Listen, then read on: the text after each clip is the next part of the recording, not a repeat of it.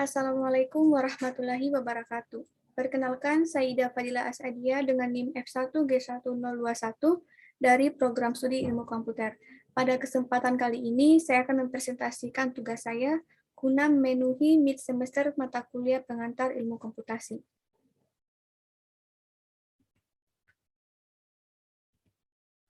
Adapun pembahasan pada presentasi ini adalah sebagai berikut. Pertama, definisi ilmu komputer. Kedua, sistem komputer. Ketiga, input-output device. Keempat dan kelima, perkembangan hardware dan software komputer.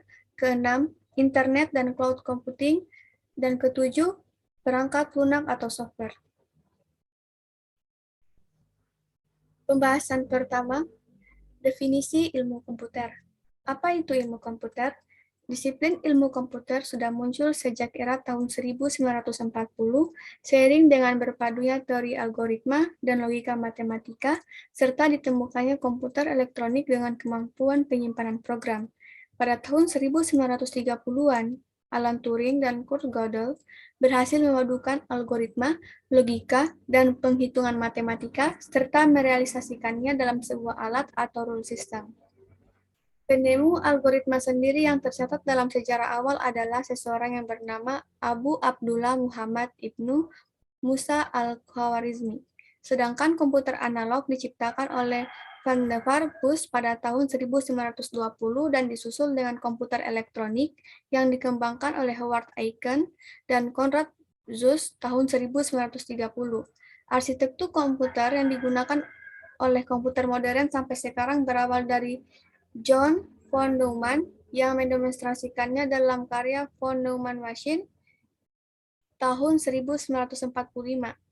Tahun 1960, jurusan ilmu komputer pada universitas-universitas mulai marak dibangun. Jadi, ilmu komputer adalah ilmu pengetahuan yang berisi tentang teori, metodologi, desain, dan implementasi berhubungan dengan komputasi, komputer, dan algoritmanya dalam perspektif perangkat lunak atau software maupun perangkat keras atau hardware. Selanjutnya adalah sejarah komputer. Alat pengolah data dari sejak zaman purba sampai saat ini bisa kita golongkan ke dalam 4 golongan besar sebagai berikut. Yang pertama, perangkat manual, yaitu peralatan pengolahan data yang sangat sederhana dan faktor terpenting dalam pemakaian alat adalah menggunakan tenaga tangan manusia. Yang kedua, peralatan mekanik, yaitu peralatan yang sudah berbentuk mekanik yang digerakkan dengan tangan secara manual.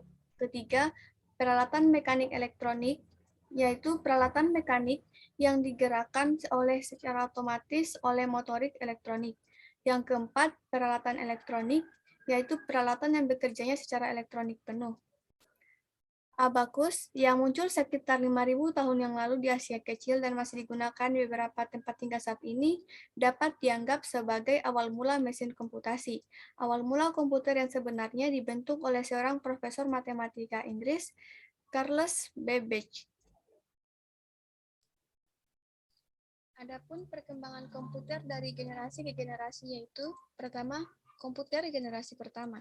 Dengan terjadinya Perang Dunia Kedua, negara-negara yang terlibat dalam perang tersebut berusaha mengembangkan komputer untuk mengeksploit potensi strategis yang dimiliki komputer.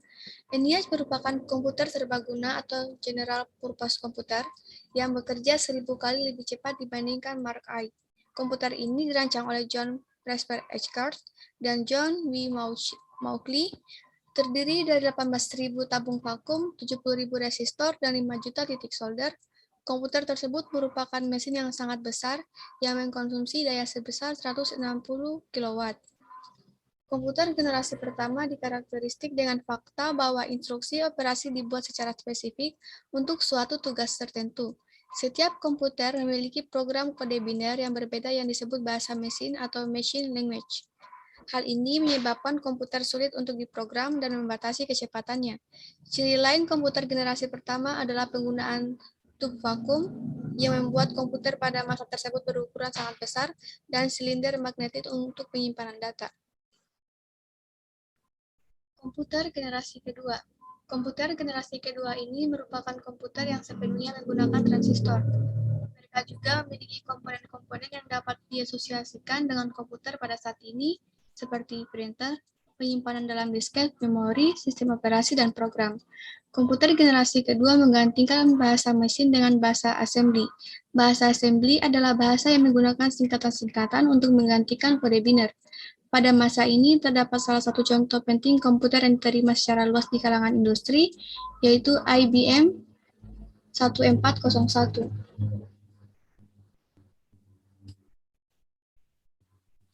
Komputer generasi ketiga. Komputer generasi ketiga merupakan komputer yang diciptakan pada rentang tahun 1964 hingga 1970. Komputer generasi ketiga ini dicirikan dengan penggunaan integrated circuit yang menggabungkan beberapa transistor di dalamnya. Hal ini menyebabkan komputer generasi ketiga memiliki ukuran yang jauh lebih kecil dari komputer generasi pertama. Kemajuan komputer generasi ketiga lainnya adalah penggunaan sistem operasi atau operation system yang memungkinkan mesin untuk menjalankan berbagai program yang berbeda secara serentak dengan sebuah program utama yang memonitor dan mengkoordinasi memori komputer. Komputer generasi keempat dikenal dengan komputer mikroprosesor. Komputer generasi ini menggunakan LSI atau Large Scale Integration yang merupakan pemadatan ribuan IC menjadi satu chip. Perkembangan komputer pada generasi keempat ini sudah dapat menggunakan beberapa komponen seperti zaman sekarang, yaitu mouse, keyboard, monitor, dan komponen lainnya. Contoh komputer pada generasi ini adalah Apple iComputer yang dikembangkan oleh Steve Wozniak dan Steve Jobs dengan cara memasukkan mikroprosesor pada sirkuit board komputer. Komputer generasi kelima. Komputer generasi kelima merupakan komputer yang mulai menggunakan mikroprosesor dengan teknologi ULC. Komputer ini mulai berkembang sejak tahun 1980 hingga saat ini. Ciri lain komputer generasi kelima adalah penggunaan parallel processing atau pemrosesan secara paralel dan artificial intelligence atau kecerdasan buatan. Tipe komputer generasi kelima meliputi komputer desktop, laptop, notebook, ultrabook, dan Chromebook.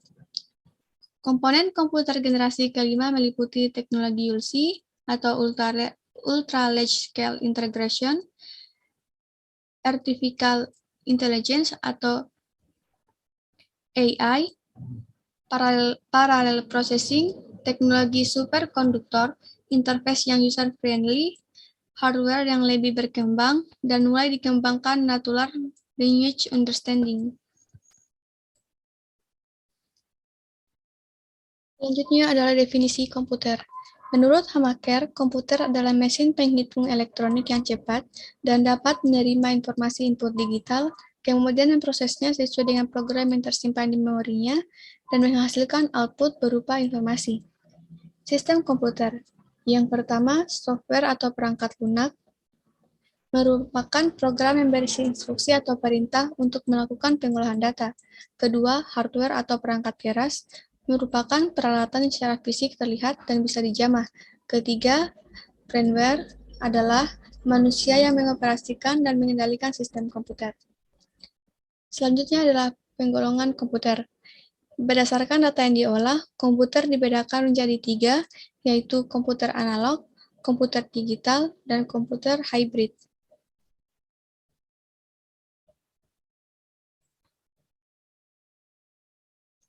Berdasarkan penggunaannya, komputer dibedakan menjadi 2, yaitu komputer untuk tujuan khusus atau special purpose komputer, dan kedua, komputer untuk tujuan umum atau general purpose komputer. Berdasarkan kapasitas dan ukurannya, komputer dibedakan menjadi 6.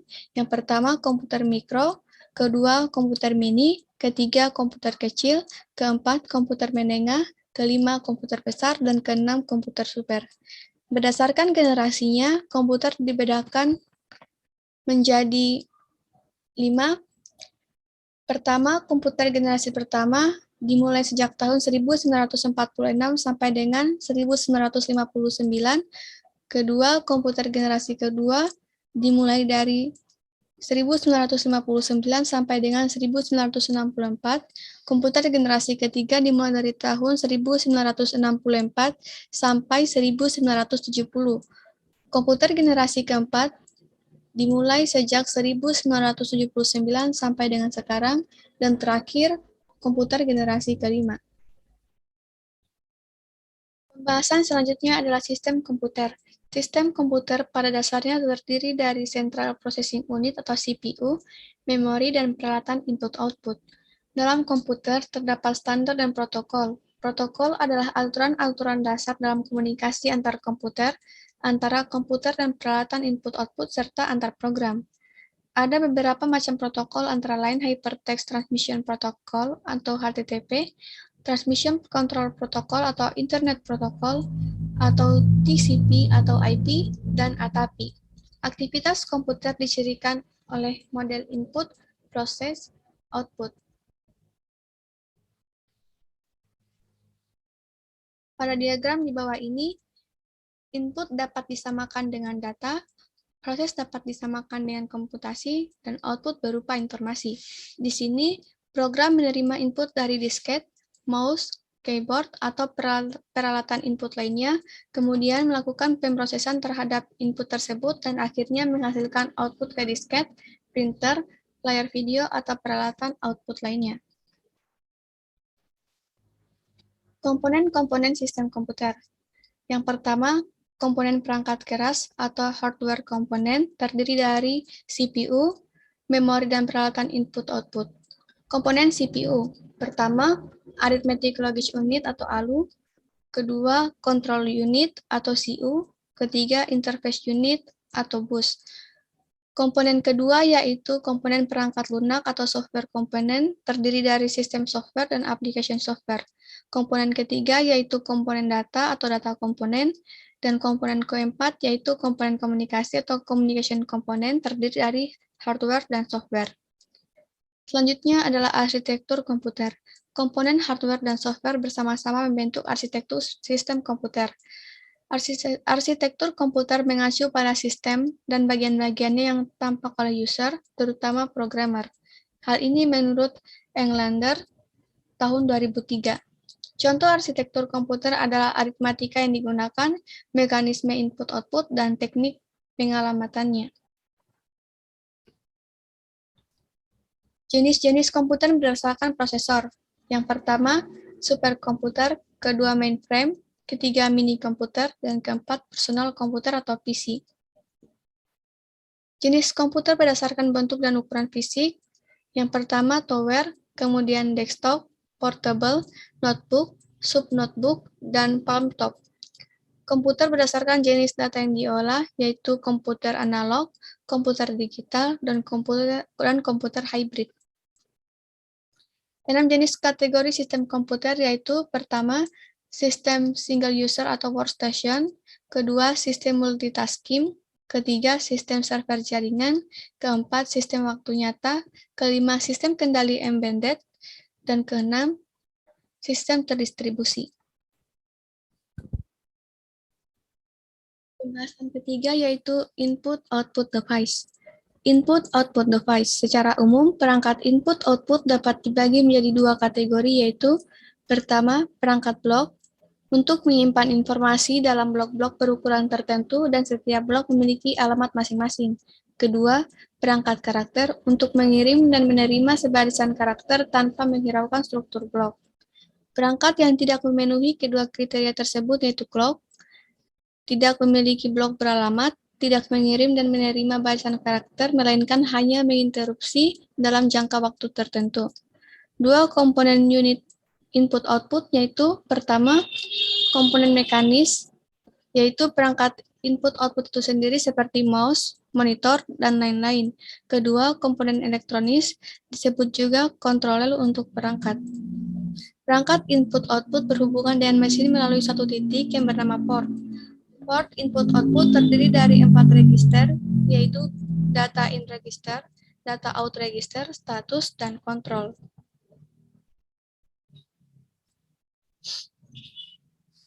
Karakteristik peralatan input-output. Pertama, karakter stream, contohnya disk.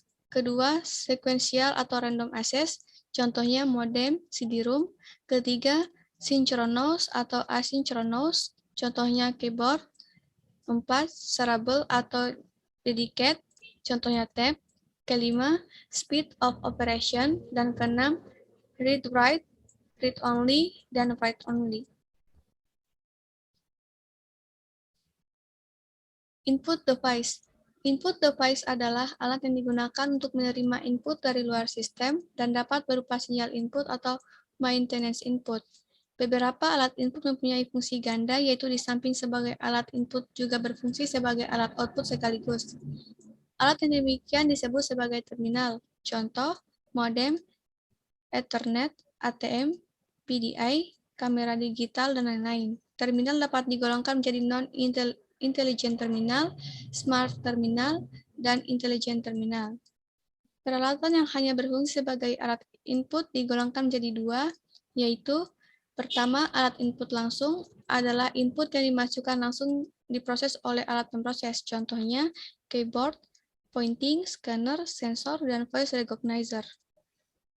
Kedua, alat input tidak langsung adalah input yang dimasukkan melalui media tertentu sebelum suatu input diproses oleh alat pemproses. Contohnya, key punch, key to tape, dan key to disk. Kemudian, output device. Output yang dihasilkan dari pemproses dapat digolongkan menjadi 4 bentuk, yaitu tulisan yang meliputi huruf, angka, dan simbol khusus, image dalam bentuk grafik atau gambar, suara, dan bentuk lain yang dapat dibaca oleh mesin atau machine readable form. Peralatan output dapat berupa, pertama, hard copy device, berfungsi untuk mencetak tulisan dan image pada media keras seperti kertas atau film. Kedua, soft copy device, berfungsi menampilkan tulisan dan image pada media lunak yang berupa sinyal elektronik. Ketiga, drive device atau driver, berfungsi merekam simbol dalam bentuk yang hanya dapat dibaca oleh mesin pada media. Output bentuk pertama sifatnya adalah permanen dan lebih portable. Alat umum yang digunakan untuk ini adalah printer, plotter, dan alat mikrofilm.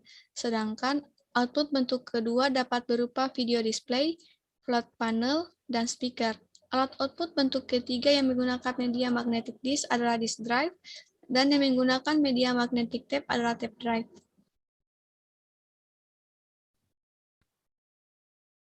Pembahasan berdasarkan pertemuan keempat dan kelima yaitu perkembangan hardware dan software komputer. Perangkat keras atau hardware. Hardware adalah jenis komponen pada komputer yang dapat dilihat dengan kasat mata dan bisa disentuh secara fisik. Pengolahan data dengan menggunakan komputer dikenal dengan pengolahan data elektronik atau PDA, atau Electronic Data Processing atau ADP. Pengolahan data elektronik adalah proses manipulasi dari data ke dalam bentuk yang lebih bermakna berupa suatu informasi dengan menggunakan suatu alat elektronik, yaitu komputer. Sistem komputer. Tujuan pokok dari sistem komputer adalah mengolah data untuk menghasilkan informasi, sehingga perlu didukung oleh elemen-elemen yang terdiri dari perangkat keras atau hardware, perangkat lunas atau software, dan brainware. Struktur dan fungsi komputer. Struktur komputer adalah cara-cara dari tiap komponen saling terkait, sedangkan fungsi komputer adalah operasi masing-masing komponen sebagai bagian dari struktur.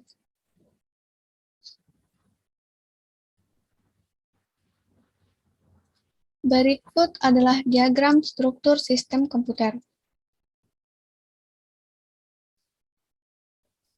Fungsi dari masing-masing komponen dalam struktur diagram tersebut adalah sebagai berikut. Pertama, input device atau alat masukan, alat untuk memasukkan data atau perintah ke dalam komputer. Kedua, output device atau alat keluaran adalah alat untuk menampilkan keluaran sebagai hasil pengolahan data. Ketiga, input-output port untuk menerima ataupun mengirim data keluar sistem. Keempat, CPU atau Central Processing Unit adalah otak sistem komputer dan memiliki dua bagian fungsi operasional, yaitu ALU atau Arithmetic Logical Unit sebagai pusat pengolah data dan CPU atau Control Unit sebagai pengontrol kerja komputer. Kelima, memori terdiri dari RAM yang berfungsi menyimpan program yang kita olah untuk sementara waktu, dan ROM berfungsi untuk penyediaan informasi pada saat komputer pertama kali dinyalakan. Keenam, data bus adalah jalur-jalur perpindahan data antar modul dalam sistem komputer. Ketujuh, address bus menandakan lokasi sumber ataupun tujuan pada proses transfer data. Dan kedelapan, kontrol bus untuk mengontrol penggunaan serta akses ke data bus dan address bus. Selanjutnya adalah perangkat lunak atau software. Software adalah data yang disimpan, diprogram, dan diformat secara digital dengan fungsi tertentu. Bentuk terkecil dari perangkat lunak adalah operasi aritmetik dan logika. Dari operasi dasar ini, disusun program atau perangkat lunak. Berdasarkan diagram berikut, di dalam teori informasi disusun hierarki informasi mulai dari data atau fakta, kemudian setelah proses seleksi dan pengurutan menjadi sesuatu yang berguna menjadi informasi yang disusun secara sistematis, dengan suatu alur logikal tertentu menjadi knowledge, dan pada akhirnya gabungan knowledge yang digabung dari berbagai sisi guna membangun wisdom.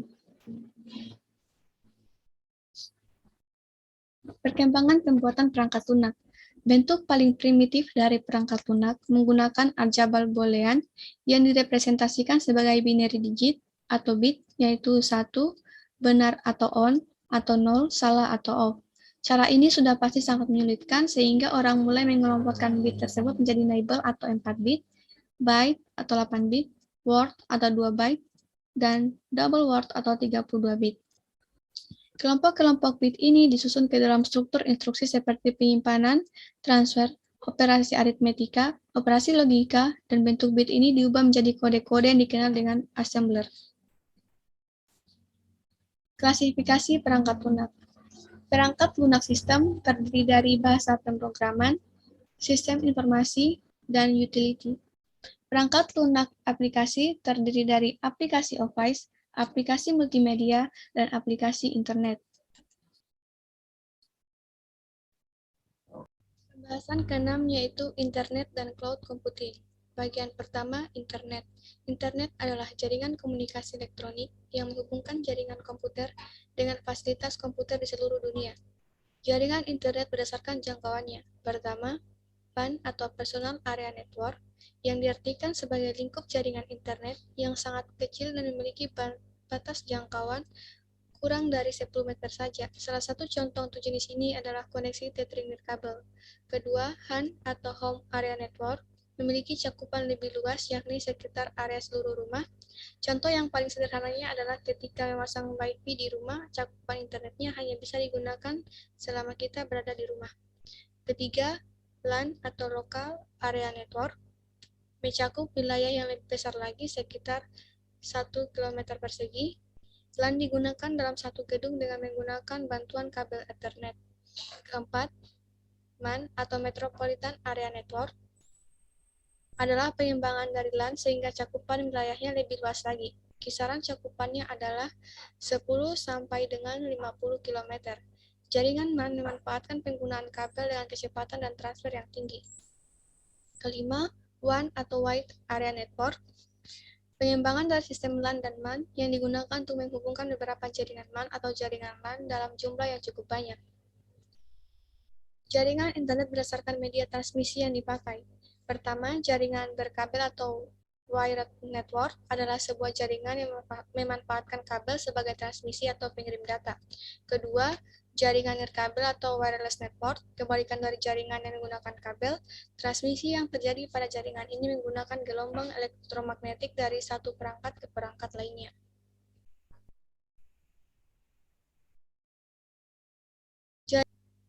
Jaringan internet berdasarkan distribusi data. Pertama, jaringan terpusat, yakni sebuah jaringan yang menggunakan satu komputer sebagai server dan komputer lain sebagai klien.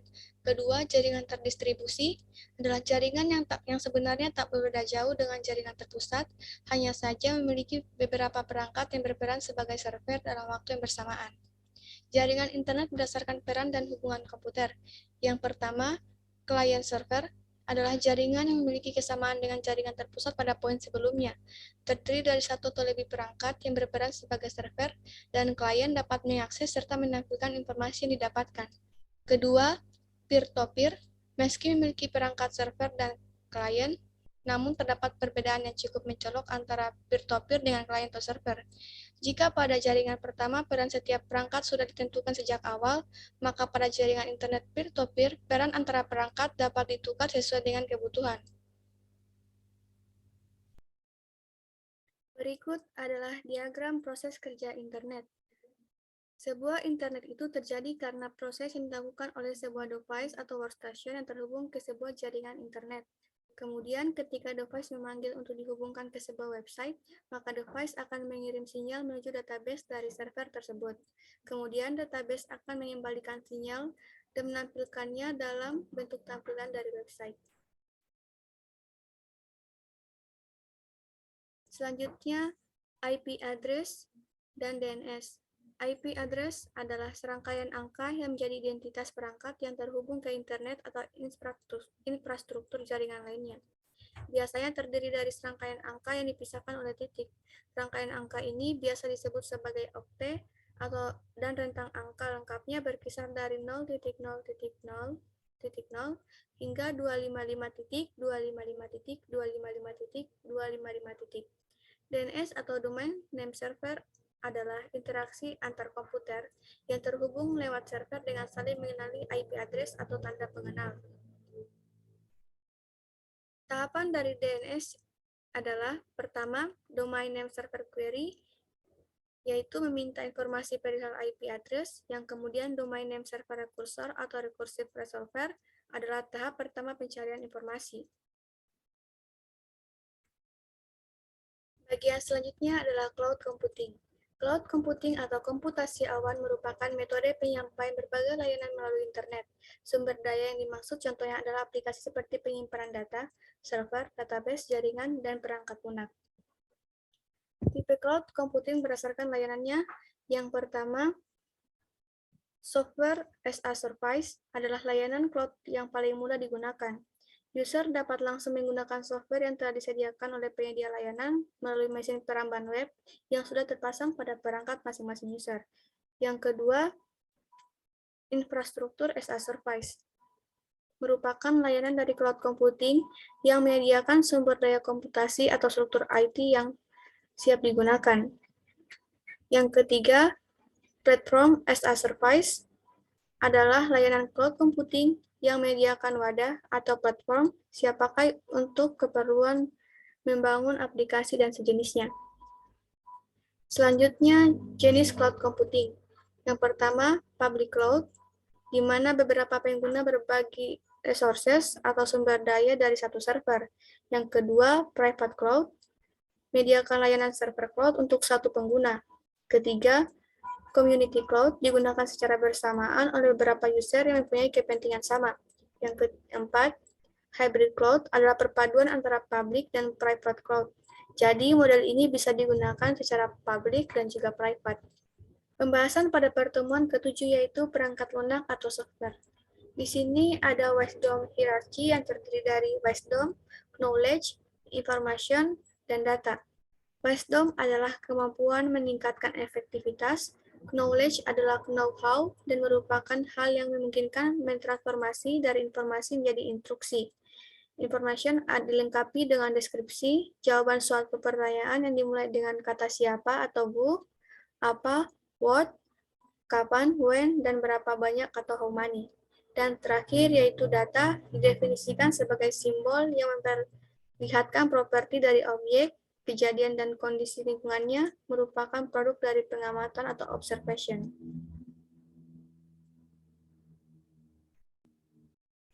Penyusun software. Operasi aritmatika adalah bentuk terkecil dari perangkat lunak, yaitu plus, minus, pembagian dan perkalian, dan logika atau and, or, lebih besar dari, lebih kecil dari, atau sama dengan. Operasi aritmatika dan logika inilah dasar disusunnya sebuah perangkat lunak atau software. Klasifikasi software. Pertama, bahasa pemrograman. Bahasa pemrograman adalah satu set aturan sintaks dan semantik yang digunakan untuk mendefinisikan program komputer. Contoh bahasa pemrograman adalah BASIC, C, C++, dan Java. Kedua, sistem operasi. Sistem informasi adalah software yang dapat melakukan tugas mengontrol dan mengatur perangkat keras sekaligus operasi dasar sistem lainnya, dan juga bisa untuk menjalankan program aplikasi. Contohnya, Linux, Android, iOS, Mac OS X, dan Microsoft Windows.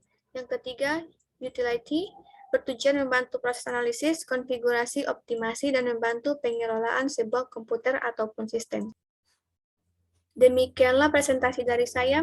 Kurang lebihnya mohon dimaafkan. Wabillahi taufiq wal hidayah. Wassalamualaikum warahmatullahi wabarakatuh.